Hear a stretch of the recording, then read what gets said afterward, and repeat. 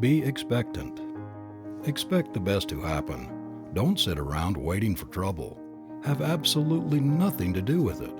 It is no part of the divine plan. It is an illusion of the material sense. One who has learned to trust will not be surprised, even when he finds things coming from the most unexpected sources.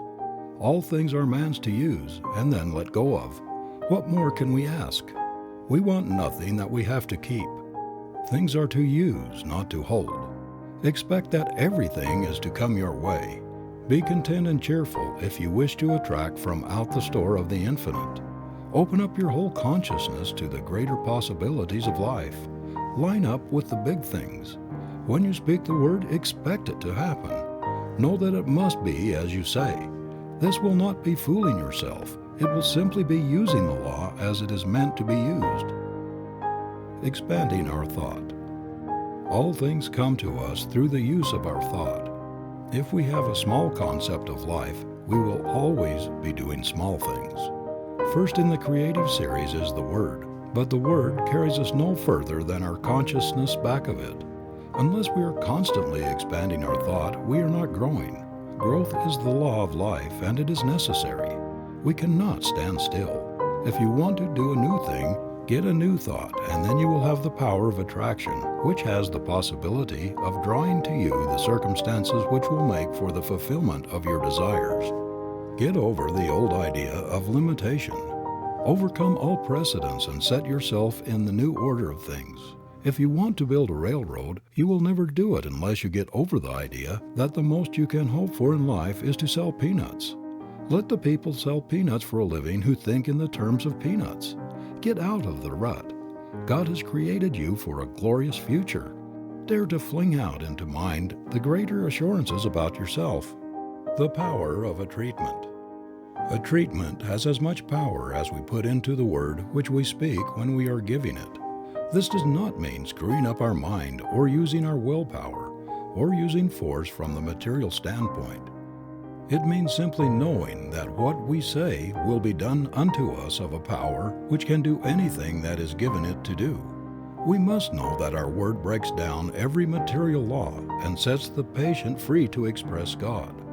We must know that the word would endure even though all else should fail. Heaven and earth will pass away, but my word will accomplish.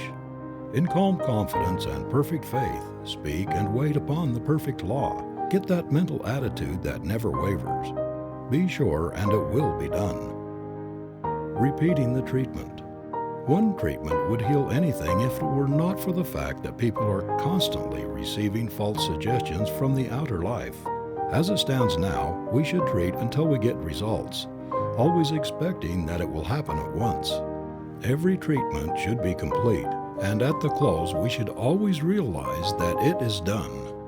The word spoken once from the mind that knows is immediately taken up by the mind in which we live, and this mind begins to create around the word, which is the seed, the thing of thought. We must speak that word with authority. There can be no wondering if it's going to work. When we plant a seed in the ground and water and care for it, we never doubt but a plant will spring into being. So it is with the word. It is acted upon by some power which we do not see, but that power is present, there is no doubt, since all who go about it get results. As Thomas Edison says of electricity, it is, use it. So we say of mind, it is, use it. Always remember that your every thought is the way you are treating, since it is the way that you are thinking. Impersonal healing. The very presence of one that understands the truth will have a great power of healing. The reason for this is that we are all in mind, and we have with us at all times our thought. And since all manifestation is the result of mind in action, and we are thinking beings and are always causing mind to act, the very presence of our thought will have some power to act upon whatever we are thinking about. We are dealing with the power which in itself is limitless. We limit it, and so it cannot become to us the bigger thing. Of itself, the power is the same that made the worlds, and it cannot realize any sense of limitation. They could not enter in because of their unbelief and because they limited the Holy One of Israel. Stop limiting things. Things are as big as we make them, no more, no less. There is room at the top. Get on top of everything and dare to dominate the earth. All things are given us to use. Make use of them. Everything is limitless, and we must see the truth that the fault is not in the law, but in ourselves when we fail. Not with God, but with man. Dare, dare, dare. Think of the bigness of things in the universe. Think of the number of grains of sand, the profusion of all life, and never again limit anything. All is yours to use. Jesus would never have become the Christ unless he had had the courage to say, "Behold, I am he." You will never attain until in some degree you are able to say the same thing of yourself. We must learn to reach out and take what is meant for us, the greater life, the all good. People say, "Yes, but how do you do it?" Simply know that God makes things out of himself by speaking the word, and that in your own life you can do the same. All people can think, and all people can speak, at least mentally. This is all that you need to begin on. The Word is at the center of all creation and is first cause, the starting point of all that you see. The Word is in your own mouth, and all that you have to do is to speak it. The trouble is that we are speaking the Word, and in the next breath we are denying its power by saying something that contradicts it. If the Word is the way that God creates, it is the right way. If it works for God, shall it not work for us? As yet, our word is more or less imperfect, but more and more it will become perfect, and so the outer condition will be brought up to the inner word. All words have as much power as we put into them when we speak. The word is already in our own mouths. That word is all that you will ever need to bring happiness, health, and success to you. Do you wish to live in a perfect world, peopled with friends who love you, surrounded by all that is beautiful and pleasing? Do you wish to have the good things of life? There is but one way, and that way is as sure as the sun shines. Forget all else and think only upon what you want. Control all thought that denies the real, and as the mist disappears before the sun, so shall all adversity melt before the shining radiance of your own exalted thought. The prodigal son remained a prodigal only so long as he chose to do so. When the thought came to him to return, he was greeted by the Father with outstretched hands. So shall we find that when we turn to that world which is perfect, there will be something that will turn with us, and we shall behold the new heaven and the new earth. Not in some far-off place somewhere beyond the clouds, but here and now shall we become free. We must do away with all that hinders the true growth, all little thoughts that hinder us from becoming. Human strife comes from the thought that there is not enough to go around. Forget it. We cannot use even what we see, and what we do not see is infinite. You will rob no one by becoming prosperous, and the laws that underlie this state of being are simple and easy to understand, and not hard to attain for the one who is willing to let go of the negative state of being. Prosperity. Here are a few simple rules for prosperity that are as sure of working as that water is sure to be wet. First, remember that nothing happens by chance. All is law and all is order. You create your own laws every time you think. There is something, call it what you will, but there is a power around you that knows and that understands all things. This power works like the soil. It receives the seed of your thought and at once begins to operate upon it. It will receive whatever you give to it, and will create for you and throw back at you whatever you think into it. This means that the practitioner should be very careful how he is thinking at all times. Not alone in the moments of the deeper silence are we treating our patients, but perhaps more than this, we are treating them in an impersonal way at all times. When we take a patient into our thought for a treatment, there will be a constant stream of consciousness flowing out to him during all the time that he is in our care.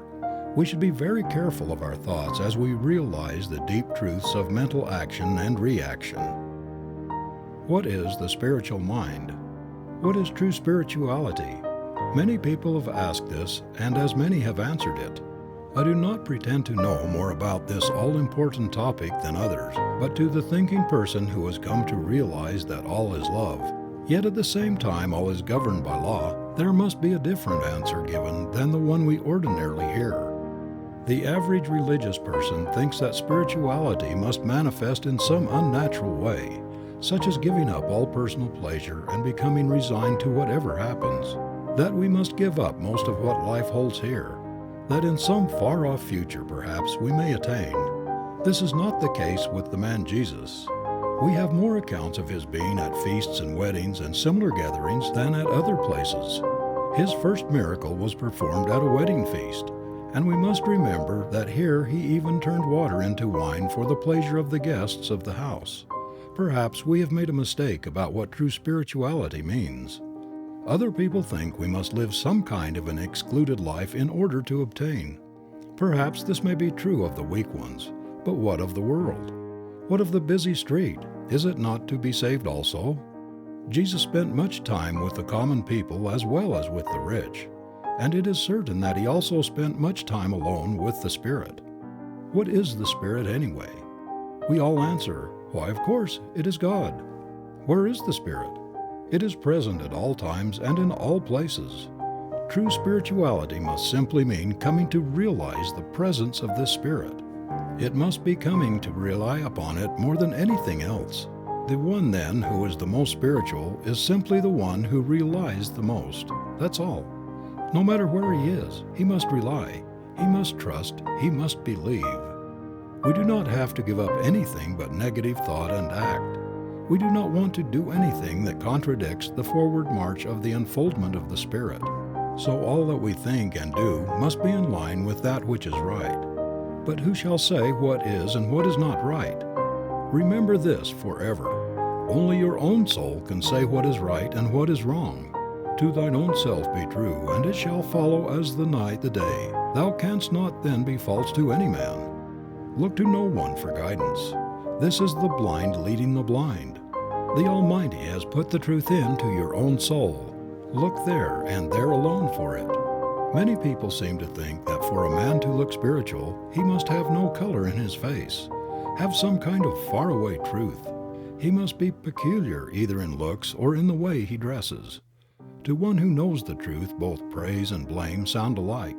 But from the human standpoint, at least a person cannot help being amused at the way in which the world judges true spirituality.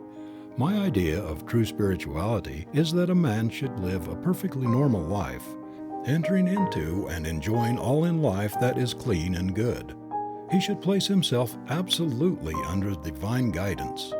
Other than this, he will seem just like other people, neither better nor worse.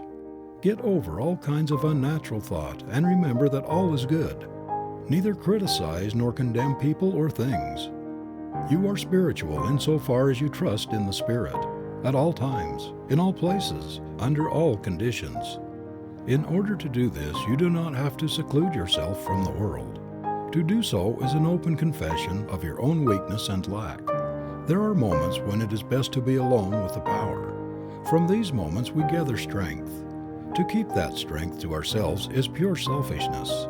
Walk, talk, live with the human race, hand in hand with all people and unified with all events. Live and love and learn. Be natural and normal. If you seek to enter some other way, it must be done over again, for no one lives or dies unto himself, but unto all people. The Church of God. The Church of God is not built with hands. It is eternal in the heavens. It is not lighted with candles. Its dome is heaven, and it is lighted by the stars of God's illumined thought. And each member in his separate star shall draw the thing as he sees it, for the God of things as they are. Here all people recognize the God within their own souls and ask for and see no other God. When you can look upon all creation as the perfect work of a perfect God, you will become a member of this church. I doubt very much if the Church Universal admits members from the Church Individual. When you can see in the saint and the sinner one and the same person, when you can realize that the one who kneels before the altar and the one who lies drunk in the street is the same one, when you can love the one as much as you do the other, no doubt you will be able to qualify. As it is now, we have too many preachers who do not understand, that have no purpose, too many prayers, too many creeds, too many teachers that have no message, too many churches, too many learned people, and too few thinkers. The kingdom of heaven cometh not by observation. It is the still small voice within the soul that speaks. The expanded thought will never wish to join or be joined to. Nothing human can contain it. It feels the limitation of form and ceremony and longs for the freedom of the Spirit, the great out of doors, the great God of everywhere. Alone in the desert, the forest, or by the restless ocean, looking up at the stars, man breathes forth these words, "With only my Maker and me." The path to prosperity. The healing of conditions is no different from other healing. All healing is the constructive use of a mental law, which the world is gradually beginning to understand something of. Again, we must reiterate the principle of all life. We are surrounded by a thinking medium from which all things come. We think into it. It does the rest. Since we are thinking beings and cannot stop thinking, and since creative mind receives our thought and cannot stop creating, it must always be making something for us. What it will make depends absolutely and only upon what we are thinking, and what we will attract will depend entirely upon our holding thought to the complete exclusion of all that would contradict it. It is not enough that we should sit down and say, "I am one with infinite life." This must mean more than mere words. It must be felt. It must become an embodiment of a positive mental attitude. It is not claiming something to be true which is going to happen. It is not sending out an aspiration or a desire or a supplication or a prayer. It must be the embodiment of that which knows that now it is. This is more than holding a thought.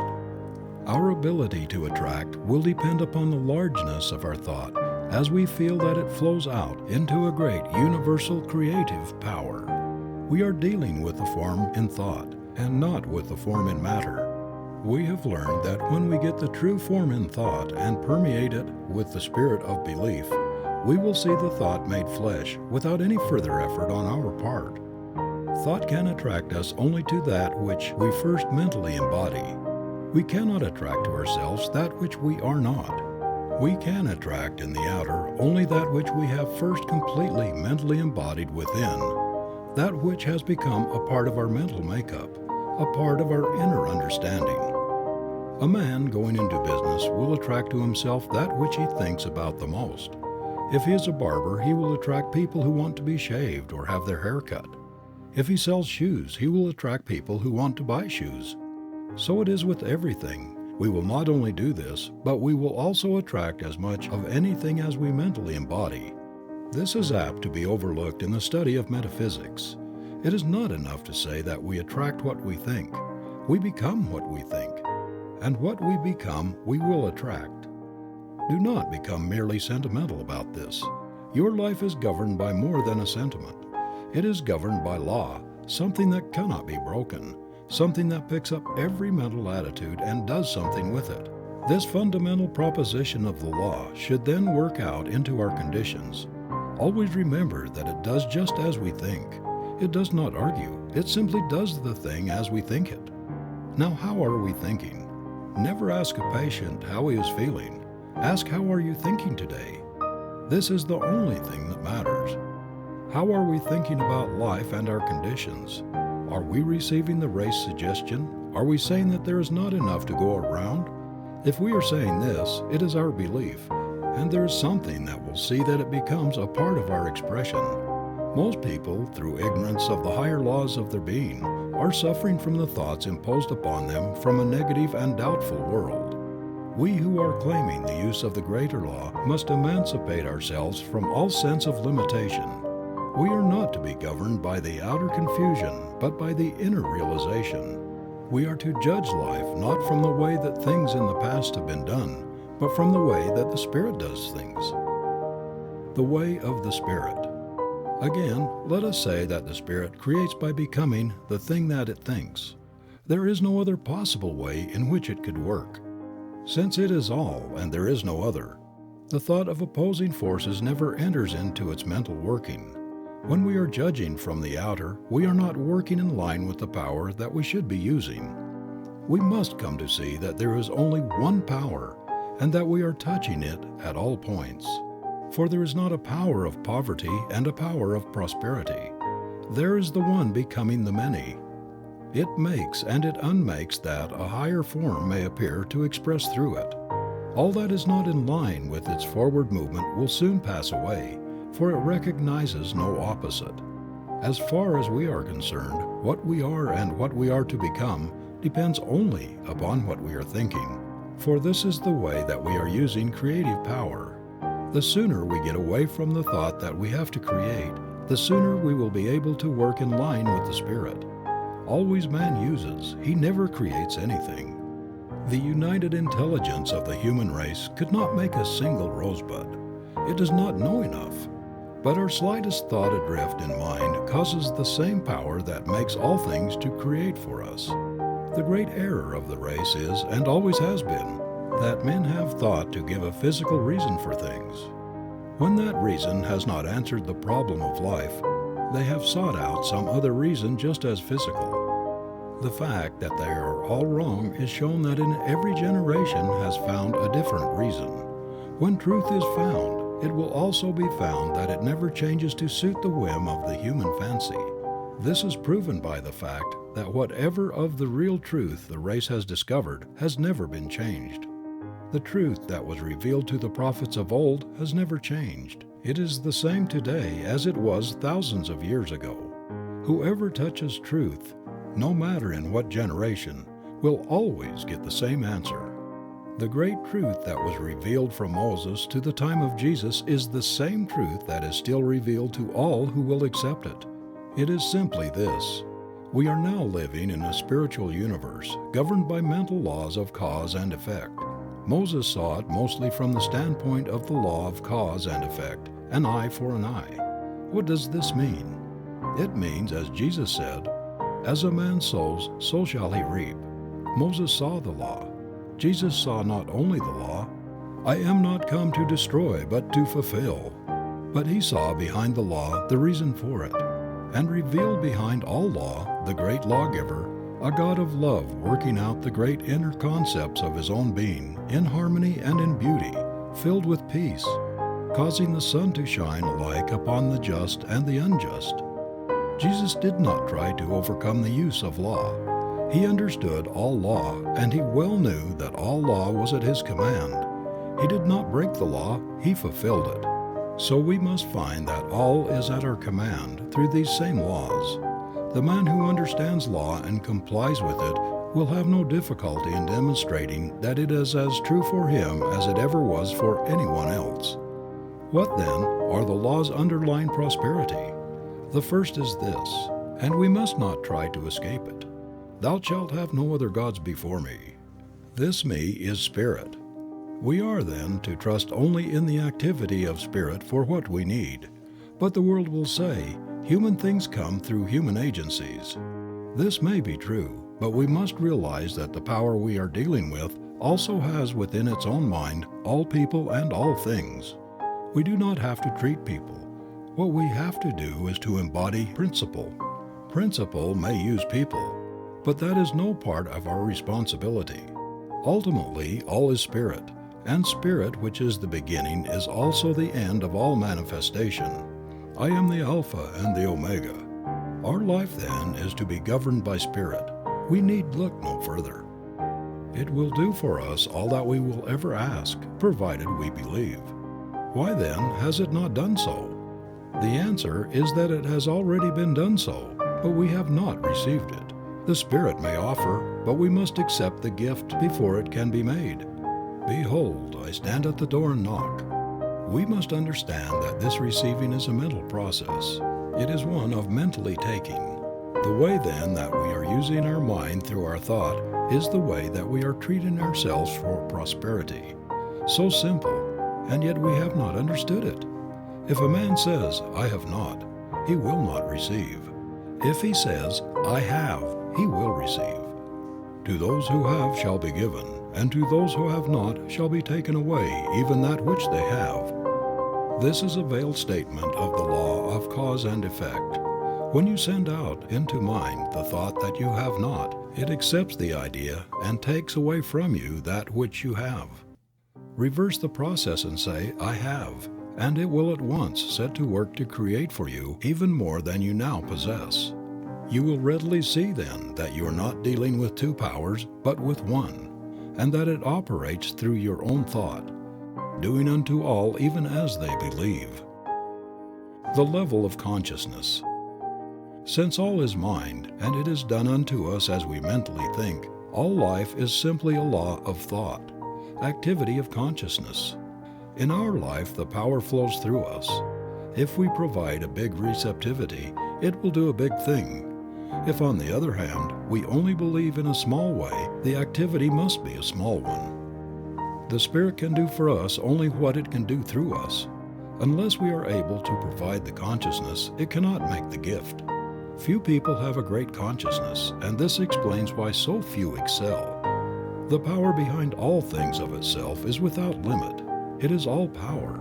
In us, it has to become what we make it. We carry within our own soul the key to all expression, but few enter in.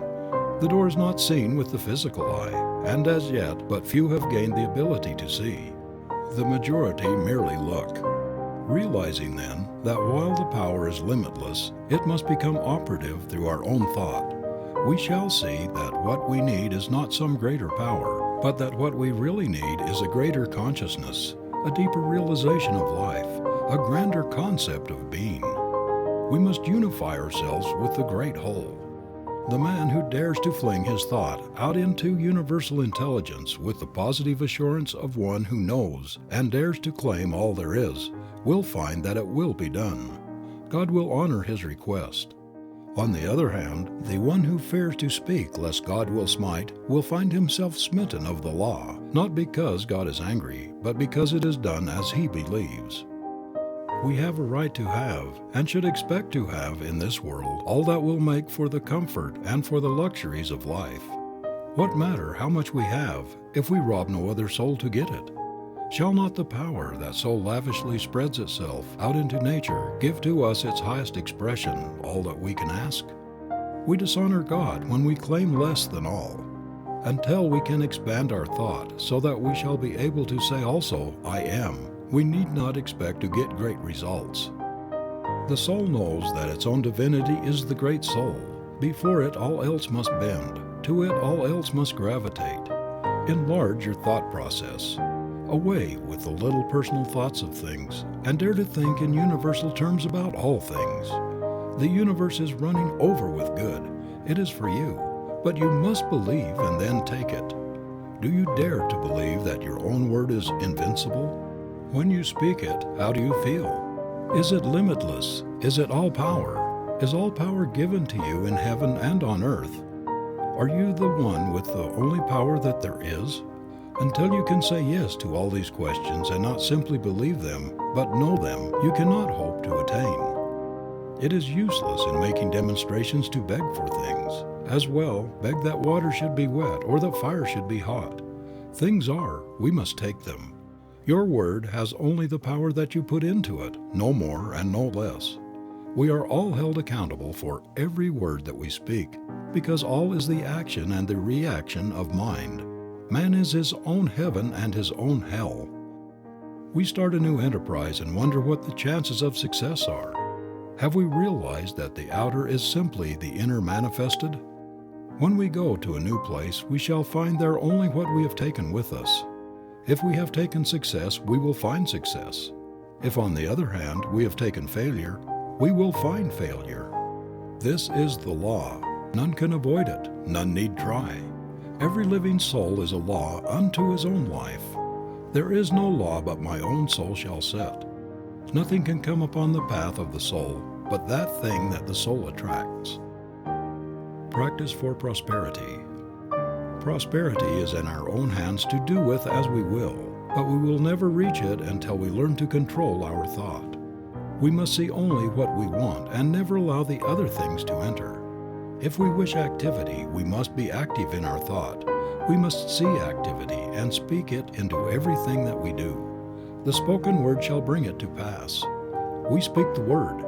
It is brought to pass of the power that we speak it into. We can only speak the word that we understand. The activity will correspond to our inner concepts. If they are large, the results will be large. The thing to do is to unify ourselves with all the biggest ideas that we can compass, and realizing that our ideas govern our power of attraction, we should be constantly enlarging within ourselves. We must realize our at-one-ment with all power and know that our word will bring it to pass. We speak the word, it is brought to pass. As consciousness grows, it will manifest in enlarged opportunities and in a greater field of action. Most people think in the terms of universal powers. Feel that you are surrounded by all the power that there is when you speak, and never doubt but that what you will say will spring into being. We should speak right out into mind all that we desire and believe that it will be done unto us. Never take the time to listen to those who doubt. We observe that their philosophy has done but little to save the world or themselves. Here again, let the dead bury the dead, and see to it that you maintain in your own thought what you want, letting go of all else. Think only what you want to happen, and never let yourself get mentally lazy and sluggish, taking on the suggestions of poverty and limitation. See yourself as being in the position that you desire, mentally dwell upon it, and then speak with perfect assurance that it is done, and then forget it and trust in the law. This will answer all needs. If you want to do this for someone else, all that you will need to do is to think of them and go through the same process of mind action. You will be sending out the truth for them, and mind being always active will not contradict what you have said. Remember that you cannot hope to get results unless you keep the one idea and do not mix your thoughts in your mind. It is all yours, but you must take it. The taking is always a mental process. It is believing absolutely. This is divine principle. Conclusion. Principle itself is simplicity, yet it is infinite. It is infinite mind and manifestation of mind. We live in a spiritual universe governed through thought, or the word which first becomes law. This law creates what we call matter. Jesus Christ discerned the truth about spiritual principles more than any other man who ever lived, and he proclaimed the eternal reign of law and understanding absolute, complete, perfect. He found that law to be operative through his own thought and the power of his own word. And when you and I shall cease looking outside ourselves to any person, and shall realize that whatever truth and whatever power we shall have must flow through us. When we begin to interpret our own natures, we shall begin to understand God and law and life, and not until then. We live and move and have our being in what we call an infinite mind, an infinite creative mind, also infinitely receptive, operative, omnipotent, and all-knowing. And we have learned that this mind presses against us on all sides, flows through us, and becomes operative through our thinking.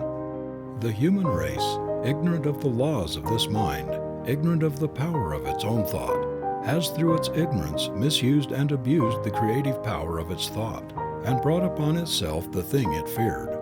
This is true because all thought is law, and all law is mind in action.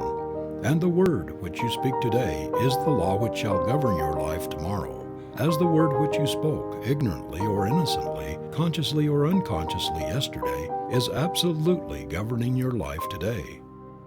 As metaphysicians, then, we are not dealing with a material, nor denying a manifest universe, but we are claiming that the manifestation is the result of the interactivity of the mind. And if we wish for a definite manifestation, we must produce a definite interactivity. You and I then are not dealing with conditions, but with mental and spiritual law. We are dealing with the power of thought, the power of mind, and the more spiritual the thought, the higher the manifestation. The more our reliance on what we call God, the greater the power. It is the new education because it strips all the faults from the old belief and reveals the individual. It is the new age because as sure as God is, it will usher in and express the perfect life, the revelation of this truth, and our ability to use it. And it is your own fault when you know this and do not prove it. If knowing the infinite power flowing through you, you still remain sick and unhappy, miserable and poor, my friend, it is your own fault. Do not blame God, do not blame man, and do not say it's of the devil. It's your own fault. Every time you say, I am, you are recognizing the eternal infinite presence of omnipotent power within yourself, which is God operating through your thought. And that is why you bring upon yourself the thing you fear, and why you bring to yourself the thing you want. The day when 51% of your thinking is health, life, and power, that 51% will swallow up, erase, kill out the rest. The day you, as an individual, through 51% of your thought, pass beyond the perception of limitation, is the day that you will draw out of the universe everything you desire. Poverty will desert you, and you will be emancipated forever. The day that your thought is 51% happiness is the day that misery shall depart and never return. Is it not then worth your time and your effort? And should it not be the greatest purpose in the life of any awakened soul so to depict this principle as to emancipate himself? The way can be shown, but each individual must himself walk the way. We are so bound by suggestion and hypnotized by false belief, so entangled by the chaotic thinking of the world, thinking which is based upon the principle of a dual mind, that we become confused and are not ourselves. Wake up! Your word is all-powerful. Your consciousness is one with omnipotence. Your thought is infinite. Your destiny is eternal, and your home is everlasting heaven. Realize the truth. I am living in a perfect universe. It always was perfect and always will be perfect. There never was a mistake made. There are no mistakes being made, and there never will be. I live in the great and eternal universe of perfection from cause to effect, from beginning to end, and the world is all right, and I know it. Majestic and calm, waiting with eternal and divine patience, the great principle of life is ready to give to us all that it has. And while we listen and wait, we will cast from us everything that hinders its complete expression through us. We will let go of all struggle and all strife and be at peace with life. Perfect peace to the soul as we rest in the realization of our unity with all that there is, was, or ever will be. One with the infinite mind. All the power of the Spirit is working through our thought as we believe and receive. Now we will ask for and take that thing which we desire. It is done. It is complete, now and forever. Perfect life, perfect healing, perfect harmony, divine guidance, infinite strength and joy forever. End of Part 3.